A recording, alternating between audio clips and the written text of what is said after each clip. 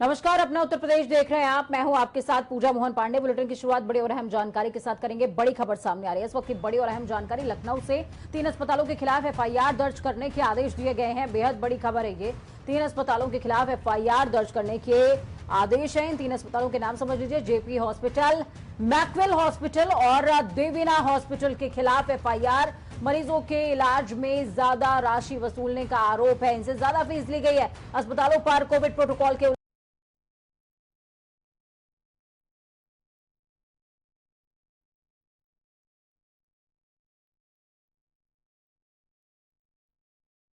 दर्ज करने की खबर है। जेपी हॉस्पिटल, मैक्सवेल हॉस्पिटल, मरीजों के इलाज में ज्यादा पैसे वसूलने का आरोप इनके ऊपर लगा है।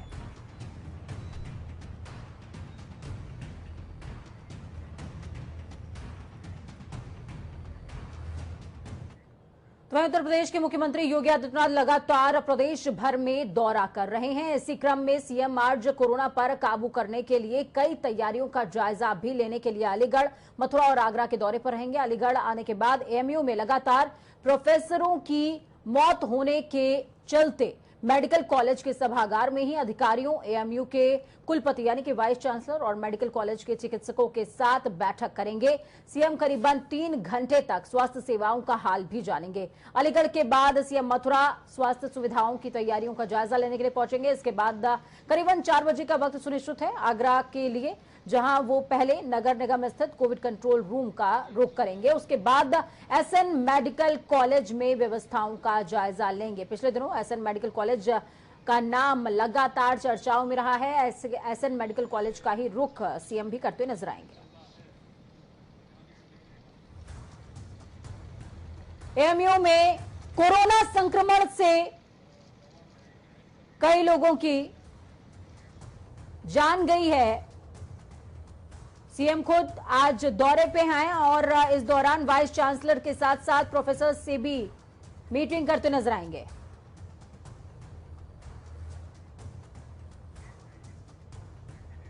तो इस खबर पर ज्यादा जानकारी के लिए मथुरा से हमारे संवाददाता सुरेश सैनी जुड़ चुके हैं। सुरेश, क्या कुछ अपडेट है? कब तक मथुरा पहुंचेंगे सीएम और क्या कुछ तैयारियां?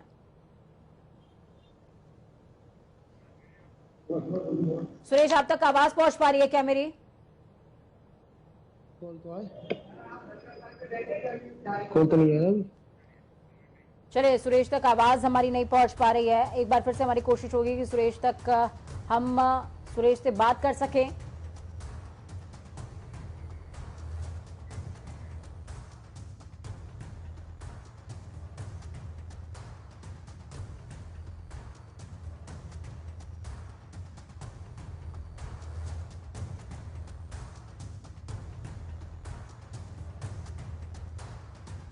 सीएम नजर आएंगे।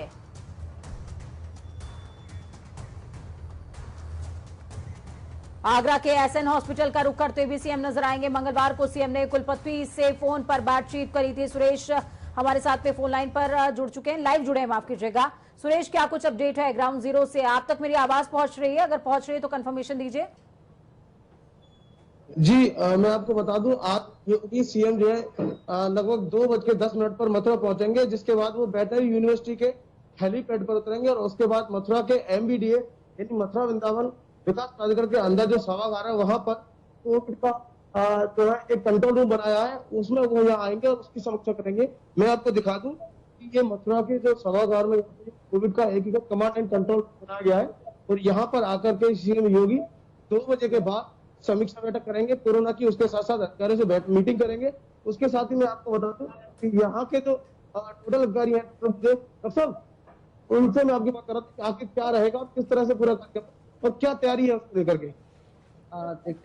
मंत्री जी प्रदेश सरकार आज जनपद मथुरा आ रहे हैं, वो 2 बजे से लेकर 4 बजे तक यहाँ रहेंगे और उसके बाद यहाँ कमांड सेंटर में कोविड की समीक्षा बैठक लेंगे और एक स्थलीय निरीक्षण भी रहेगा, जिसमें वो होम आइसोलेशन में किसी व्यक्ति से बात कर सकते हैं, जाके चेक भी कर सकते हैं। तो डॉक्टर साहब ने हमें बताया कि सुरेश, डॉक्टर साहब से ये पूछिए कि होम आइसोलेशन पर जिनसे बातचीत करने के लिए सीएम जाएंगे, तो होम आइसोलेशन का चुनाव सीएम खुद करेंगे यहाँ पर पहुंचने के बाद, कि निर्धारित किया गया है पहले से सारी चीजें? जी अभी तक प्रशासन को नहीं जानकारी है कि वो कहाँ जा सकते हैं, लेकिन प्रशासन ने जितने भी होम आइसोलेट या कोविड सेंटर है, उन सब पे तैयारी कर रखी है और पूरी तरह से तैयार है कि चूंकि सीएम कहीं भी जा सकते हैं, इसको देखते हुए जिला अस्पताल के साथ साथ जो अन्य हॉस्पिटल्स है वहां पे भी जो है तैयारी की जा रही है, ताकि सीएम को किसी तरह की लापरवाही या अन्य जिस तरह की बातें सामने आ रही थी कि कहीं से जिस तरह से ठीक है सुरेश, आपका रुख करती हूँ मैं। आगरा से प्रदीप हमारे साथ में जुड़ चुके हैं। प्रदीप, क्या कुछ अपडेट है आपके पास आगरा से? 4 बजे के लगभग सीएम आगरा पहुंचने वाले हैं। आगरा से क्या अपडेट है, कैसी तैयारियां?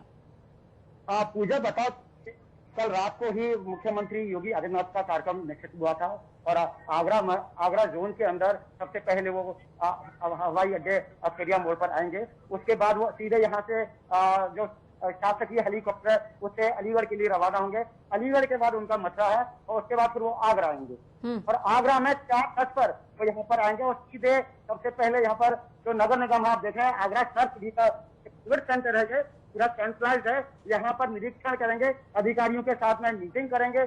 उसके बाद सरोजिनी नायडू मेडिकल कॉलेज का निरीक्षण करेंगे और ये भी आशंका जताई जा रही है कि जो पथौली गांव है वहां का भी निरीक्षण कर सकते हैं। ठीक है, मौजूदा हालात क्या कहते हैं प्रदीप इस वक्त के कोरोना को लेकर के? लगातार यहाँ पर तैयारियां चल रही हैं। हमने सरोजिनी नायडू का भी मेडिकल कॉलेज का भी निरीक्षण किया और शहर की अन्य जगहों पर भी, यहाँ पर अभी नायरा से भी हमारी बात हुई, वो लगातार तैयारियों में जुटे हुए हैं कि कहीं मुख्यमंत्री के कार्य में कोई कमी न रह जाए, क्योंकि आगरा प्रशासन से लगातार स्वास्थ्य विभाग को लेकर प्रश्न उठते रहे हैं। ठीक है, और एसएन मेडिकल कॉलेज जा सकते हैं प्रदीप, और पिछले दिनों एसएन मेडिकल कॉलेज का नाम और विधायक के नाम के साथ में बहुत ज्यादा उछला है, तो क्या यही वजह है कि एसएन मेडिकल कॉलेज का रुख करेंगे मुख्यमंत्री? बिल्कुल, आज एसएन मेडिकल कॉलेज में लगातार प्रश्न उठते रहे पूजा, और जो अभी सांसद एसपी सिंह बघेल और जो क्या नाम है चक्राना के विधायक हैं उनके तो विवाद है और पूरे देश के अंदर गरमा रहा है और हम जनता टीवी न्यूज के पूरा का पूरा उसको लेकर भी कहीं ना कहीं खबर है कि उसको लेकर वो बातचीत कर सकते हैं और सरोजिनी नायडू मेडिकल कॉलेज को निश्चित कर रहे हैं। और जो हम बता दें पूजा जी, तो आगरा शहर के यहीं पर अधिकारियों के साथ में जो तैयारियां यहाँ पर लगातार चल रही है, यहीं पर अधिकारियों उच्च अधिकारियों आगरा मंडल के जो मंडलायुक्त जो है जिलाधिकारी है स्मार्ट सिटी के हैं, ये देख रहे हैं आप, अधिकारी लगातार इस चर्चा में है। यहीं बगल में कोविड सेंटर है, हम आपको कैमरा मैन से बोलेंगे कि वो कोविड सेंटर को जरा दिखाएं, जो यहाँ पर सेंट्रलाइज कोविड सेंटर है। ये कोविड सेंटर है, ये कोविड सेंटर है, यहाँ पर देखिए आप, यहाँ पर मुख्यमंत्री आएंगे जो कि अधिकारियों के साथ इस समय चर्चा चल रही है। देखिए ये चर्चा चल रही है, यहीं पर मुख्यमंत्री आएंगे। ये सेंट्रलाइज कोविड सेंटर है। ठीक है, यहाँ पर किसी अधिकारी से अगर आप बात करना चाहें प्रदीप तो बात कर सकते हैं। इस समय तो नगर काफी हमसे दूर हैं और अभी उनसे हमारी बातचीत हुई थी, उन्होंने बोला था कि पूरी की पूरी हम लोग तैयारियां कर रहे हैं और इसको लेकर हम कोई भी कमी छोड़ना नहीं चाहते। ठीक है, चलिए आप दोनों का बहुत बहुत शुक्रिया हमारे साथ जुड़ने के लिए, ग्राउंड जीरो से हम जानकारी साझा करने के लिए। तो प्रदीप और सुरेश सैनी हमारे साथ में मथुरा से जुड़े, जिन्होंने बताया क्या कुछ मुख्यमंत्री का कार्यक्रम रहने वाला है। खबरों में आगे बढ़ते हुए आपको बताएं, उत्तर प्रदेश के मुख्यमंत्री योगी आदित्यनाथ कोरोना वायरस से जंग जीतने के बाद बुधवार रात करीबन 8:30 बजे का वक्त था, उस समय संजय गांधी पीजीआई पहुंचे। यहां पर सीधे उन्होंने रेडियोलॉजी विभाग उनको ले जाया गया है, जहां पर सीएम योगी का एमआरआई जांच करवाया गया। हालांकि संस्थान प्रशासन ने इस बारे में कोई जानकारी देने से इनकार कर दिया। आपको बता दें कि सीएम योगी 14 अप्रैल को कोरोना संक्रमित हुए थे, उसके बाद 30 अप्रैल को कोरोना नेगेटिव भी हो गए थे। उसके बाद से लगातार आक्रामक तेवर सीएम के देखने को मिल रहे हैं। ग्राउंड जीरो पर जुड़े हुए हैं, लगातार दौरे कर रहे हैं सीएम, और आज 3 दौरे अलग अलग जिलों के सीएम के सुनिश्चित हैं।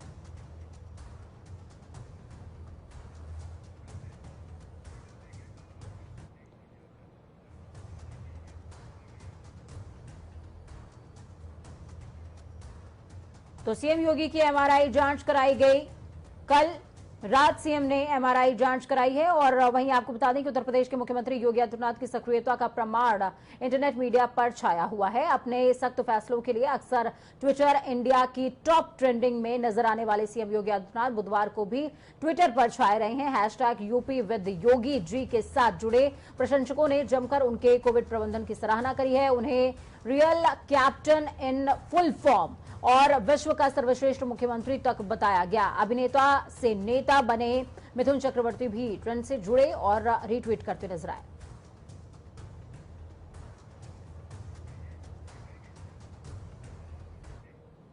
कोरोना महामारी अभी न जाने कैसी कैसी तस्वीरें दिखाने वाला है। नदियों में शवों को बहाने की घटना सामने आने के बाद उन्नाव में भी भयावह तस्वीरें सामने आई हैं। यहां गंगा नदी के किनारे ही लोगों के शवों को रेत में दफनाया जा रहा है। हाजीपुर के रौतापुर गंगा घाट पर रेती में कब्रगाह देखकर कोई भी चौंक जाएगा। घाट पर 500 मीटर में करीबन 300 से ज्यादा लाशें बिखरी पड़ी हैं। यहां हर तरफ इंसान के शरीर के अंग बिखरे पड़े मिल जाएंगे। कहा जा रहा है कि शमशान घाट पर लकड़ियां कम पड़ने और महंगी मिलने की वजह से लोगों ने हिंदू रीति रिवाज को छोड़कर शवों को दफनाना शुरू कर दिया है। रौतापुर घाट पर पिछले 20 दिनों के अंदर यही देखने को मिल रहा है कि दूर दराज से आने वाले लोग शवों को दफन कर रहे हैं। बुधवार को ही यहां आए 16 शवों में 13 को रेत में दबा दिया गया है। ऐसे में तस्वीरें प्रशासनिक व्यवस्था पर कई सारे सवाल खड़े करती नजर आती हैं। तस्वीरें आपको दिखा रहे हैं, ये तस्वीरें भयावह हैं। तो यह हाल सिर्फ उन्नाव का नहीं है, हाल ऐसा ही बरेली का भी। गंगा नदी में शवों के मिलने का सिलसिला थमने का नाम नहीं ले रहा है। यूपी के बरेली में रामगंगा में नदी में कई शवों को तैरते देखा गया है, जिन्हें कुत्ते नोच कर खा रहे हैं। गंगा में शवों के तैरने से ग्रामीणों में दहशत फैली हुई है। ग्रामीणों को संक्रमण फैलने का अंदेशा लगातार बना हुआ है। तस्वीरें भयावह होती जा रही हैं।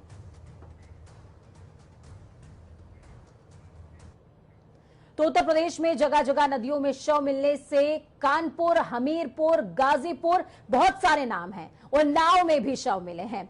आज हाल ही में बरेली में भी शव मिले हैं। नदियों में बहाए जा रहे शवों के मामले में सीएम ने खुद संज्ञान लिया। उन्होंने कहा कि अंत्येष्टि की क्रिया मृतक की धार्मिक मान्यताओं के अनुरूप सम्मान के साथ होनी चाहिए। उन्होंने कहा कि किसी भी मृतक की अंत्येष्टि के लिए जल प्रवाह की प्रक्रिया पर्यावरण के अनुकूल नहीं है। अंत्येष्टि की क्रिया को सुचारू रूप से संपन्न कराने के लिए प्रदेश सरकार की तरफ से आवश्यक वित्तीय सहायता भी दी जा रही है। सीएम ने कहा अधिकारियों को निर्देशित किया गया है कि इस संबंध में धर्मगुरुओं से संवाद करें। लोगों को जागरूक करने की भी जरूरत है। इस खबर पर ज्यादा जानकारी के लिए नीरज द्विवेदी हमारे साथ में जुड़ चुके हैं। उन्नाव से संवाददाता हैं नीरज, जिस तरीके के हालात ग्राउंड जीरो पर देखने को मिल रहे हैं, ये तस्वीरें भयावह हैं इस दौर में। बिल्कुल बता दें आपको कि जिस तरीके की तस्वीरें सामने आई हैं, कहीं न कहीं बिल्कुल विचलित करने वाली तस्वीरें हैं, क्योंकि ये जो चीजें सामने आई हैं, इसके लिए जिला प्रशासन को पहले से तैयार हो जाना चाहिए था। क्योंकि जिस तरीके से कोरोना महामारी आई तो पूरे जिला प्रशासन, शासन, सबका ध्यान बीमारी और अस्पतालों की तरफ लग गया।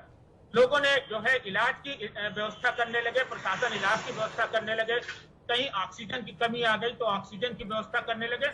लेकिन इन कोरोना से जो मौतें हो रही हैं, उन मौतों के बाद उनका किस तरीके से अंतिम संस्कार होगा, इसकी तरफ कहीं न कहीं ध्यान नहीं किया। और शायद यही कारण था कि घाटों पर जो लकड़ियां थी या जो व्यवस्थाएं थी वो कम पड़ गई। लोगों को जब लकड़ियां नहीं मिली तो या उनका जो संसाधन था वो नहीं मिला, तो लोगों ने आनंद फानन में उनको शव को दफनाना शुरू कर दिया। ये जो दृश्य है, ये बक्सर घाट का दृश्य है, क्योंकि ये बीचों बीच गंगा की धारा में एक टीला है। क्योंकि जिस तरीके से वहां पानी कम हो गया और वो एक टीला बन गया, लोगों ने वहां भी जाकर के शवों को दफनाना शुरू कर दिया। तो कहीं ना कहीं वो एक बड़ा सा टीला पूरा कब्रिस्तान में तब्दील हो गया। और लगातार देखते देखते एक सबसे अहम बात यहाँ पर यह है कि ये जो बक्सर घाट की तस्वीरें हैं, यहाँ पर 3 जिले जुड़ते हैं, उन्नाव, फतेहपुर और रायबरेली। तो बॉर्डर से जुड़े हुए अन्य जिलों के लोग भी यहाँ पर आकर के अपने शवों को दफनाने लगे। हालांकि जिला प्रशासन ने, डीएम ने जो शहर के जो कस्बे इलाके हैं जैसे गंगा घाट है, वहां पर एक्टिव सौदा की शुरुआत की। लेकिन जो ग्रामीण क्षेत्र के घाट है, जो अंतिम संस्कार के लिए घाट है, वहां पर कोई व्यवस्था नहीं की। लेकिन नीरज मौजूदा वक्त को देखते हुए, मौजूदा हालातों को देखते हुए, मौतों से बड़ा विषय जल में प्रवाहित लाशों का है। जिस तरीके से अगर ये लाशें संक्रमित हैं, कुत्ते नोच करके इन लाशों को खा रहे हैं, ये संक्रमण और तेजी से, वेरिएंट अभी इंडियन वेरिएंट आ गया है, अभी और कितना ज्यादा ये म्यूटेंट बढ़ेगा, ये इन तमाम विषयों पर नजर प्रशासन को कहीं ना कहीं डालनी पड़ेगी, वरना स्थितियां भयावह हो सकती हैं। बिल्कुल, देखिए अभी जो विशेषज्ञ हैं वो लगातार इस बात को कह रहे हैं कि तीसरी लहर आनी है। और तीसरी लहर कहीं ना कहीं उन मासूमों को इफेक्ट करेगी जो बच्चे हैं, जो जिनकी इम्यूनिटी कम है, या जो बच्चे बहुत छोटे हैं। तो उसको लेकर के जिस तरीके से अब जो मौतें हो रही हैं या जो लाशें गंगा में तैरती हुई मिल रही हैं या घाटों में अध खुली हुई हैं, अध जली हुई हैं और उनको जानवर नोच कर खा रहे हैं और वही जानवर बस्ती में आते हैं, लोगों के बीच में आते हैं, तो कहीं ना कहीं एक बड़ा संक्रमण फैलने के आसार है। और इसमें कायदे से जो प्रशासन है उसको एक बड़ा एक्शन लेना चाहिए। अपने एसडीएमओ से कहना चाहिए कि वो सीट से बाहर निकले और घाटों को देखें, उनकी व्यवस्थाएं करें। लेकिन कहीं ना कहीं जिला प्रशासन से इन सब व्यवस्थाओं में चूक हो गई और शायद ये जो चूक हो गई उसी के ये परिदृश्य है। ऐसा चूक हर जगह पर हो रही है, चूक कहीं ना कहीं नीरज हर जगह पर हो रही है और हर स्टेप पर हो रही है। यही वजह है कि इस तरह की तस्वीरें सामने आ रही हैं। बहुत बहुत शुक्रिया हमारे साथ जुड़ने के लिए, अहम जानकारी साझा करने के लिए। तो खबरों में आगे बढ़ते हुए आपको बताएं कि कोरोना कर्फ्यू के बीच गुरुवार यानी कि आज लखनऊ, अयोध्या और बरेली समेत कई शहरों में शराब की दुकानें खोली जाएंगी। इस दौरान दुकानदारों को कोरोना गाइडलाइन का पालन करना पड़ेगा। दुकान के आगे एक वक्त में 5 से ज्यादा लोग नहीं खड़े होंगे। शराब की दुकानें सुबह 10 बजे से लेकर शाम को 7 बजे तक खोली जाएंगी। दुकानों पर ओवर रेटिंग या फिर भीड़ होने पर कार्रवाई सुनिश्चित होगी। आपको बता दें कि एक दिन पहले वाराणसी, प्रयागराज, गाजियाबाद, नोएडा सहित कुछ अन्य जिलों में दुकानें खोली गई थी, जहां से काफी संख्या में लोगों की भीड़ की तस्वीरें सामने आई हैं। ऐसे में कोरोना के नियमों का पालन करना भी प्रशासन के लिए बड़ी चुनौती बन जाएगा। जिला आबकारी अधिकारी सुशील मिश्रा ने बताया है कि प्रदेश में अभी कैंटीन, बार का जो संचालन है वो पूरी तरीके से प्रतिबंधित है। सिर्फ रिटेल और थोक दुकानों से ही शराब की बिक्री हो सकती है। तो इस खबर पर ज्यादा जानकारी के लिए ग्राउंड जीरो से बीएस लाठी हमारे साथ में जुड़ चुके हैं। अयोध्या से बीएस लाठी, क्या कुछ अपडेट है आपके पास? देखिए पूजा जी, पौने 11 बज रहा है। मैं सिविल लाइन, ये मॉडल शॉप है सिविल लाइन अयोध्या का, ये सबसे व्यस्तम वाला इलाका है। और बाकायदा ये कोविड जिस तरह से सरकार ने आदेश दिया है जिला मजिस्ट्रेटों के लिए, बाकायदा यहाँ आप देखिए, मैं कैमरे के माध्यम से दिखाऊंगा, ये रेड लिस्ट है पूरा बाकायदा, जिसे जिस तरह से बताया गया जो सरकारी दाम है उसे बाकायदा लिखा गया है। और फिर इधर भी कोविड के लिए बिना मास्क तो किसी ग्राहक को मदिरा नहीं मिलेगी, ना बिक्री की जाएगी। 2 गज की जरूरी, मास्क है जरूरी। बाकायदा देखिए किस तरह से सोशल 2 काउंटर हैं और बाकायदा जो लोग हैं इक्का दुक्का आ रहे हैं, सुबह से लोग लेके जा रहे हैं। बाकायदा ये जो अभी मेरे बगल में, मैं कैमरे के माध्यम से दिखाऊंगा, ये देखिए दुकानदार हैं जो आगे ही बैठे हैं और वो बाकायदा बता रहे हैं कि देखिए कोरोना काल चल रहा है, जिसको 1-1, 2-2 लोग वो आ रहे हैं। और बाकायदा जो विदेशी मदिरा है या इंग्लिश की बात की जाए तो पूरे जनपद में जिला मजिस्ट्रेट ने 10 बजे से शाम 7 बजे तक दुकान खोलने का आदेश दे दिया। ठीक है, बीएस लाठी, आपका रुख मैं दोबारा से करती हूँ। राजधानी लखनऊ से हमारे साथ में संजीव जुड़े हुए हैं। संजीव, कैसी तस्वीरें राजधानी की? 10 से ज्यादा का वक्त हो चुका है। बिल्कुल पूजा जी, देखिए उत्तर प्रदेश की राजधानी लखनऊ की तस्वीरों की बात करूं तो यहाँ पर इक्का दुक्का ग्राहक जरूर मौजूद हैं। हालांकि सरकार ने पूरी तरीके से साफ किया है कि कोविड के नियमों का पालन करना होगा। सर, आज से शराब की दुकानें खोली गई हैं, आपको क्या लगता है सरकार ने क्या जरूरत समझी खोलने की? सर, जरूरत तो मतलब कि जो हैबिचुअल हैं उनके लिए तो ठीक है, लेकिन इक्का दुक्का जो है उनके लिए। क्या अर्थव्यवस्था भी इसका एक बड़ा मुद्दा है, क्योंकि रेवेन्यू जनरेट होता है? हाँ, बहुत बड़ा मुद्दा है। तो देखिए पूजा, साफ तौर पर लोगों का मानना है जो शराब का सेवन करते हैं कि अर्थव्यवस्था इससे मजबूत होती है, सरकार को रेवेन्यू जनरेट होता है। लेकिन मैं व्यवस्थाएं दिखा दूं किस तरीके की हैं। यहाँ पर बल्ली से सोशल डिस्टेंसिंग करने की कोशिश की गई है दुकानदारों द्वारा और एक एक करके यहाँ पर पूरी तरीके से गोल घेरे बनाए गए हैं ताकि दूर दूर से ग्राहक आए। मैं बात करनी चाहूंगा यहाँ पर कि किस तरीके की सेल है, आम दिनों से ज्यादा सेल है या आम दिनों की तरह ग्राहक आ रहे हैं? सेल तो अभी इस समय डाउन चल रही है क्योंकि सारे जिले आसपास में खुले हुए हैं, इस वजह से सेल डाउन चल रही है। देखिए आसपास के जिले पहले खोल दिए गए थे।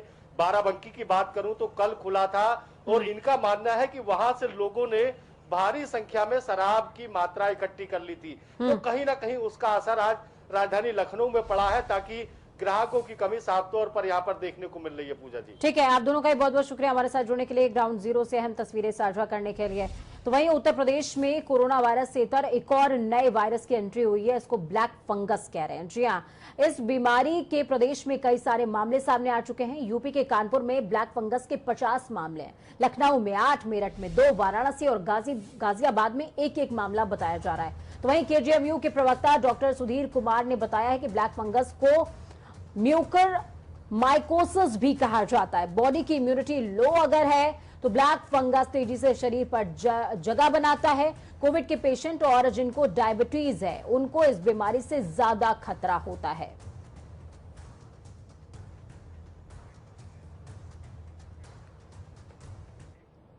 वक्त यहां पर छोटे से ब्रेक का, ब्रेक के उस पार खबरों का सफर लगातार जारी रहेगा। बने रहिए जनता टीवी के साथ, अपना और अपनों का बहुत ज्यादा ख्याल रखिए।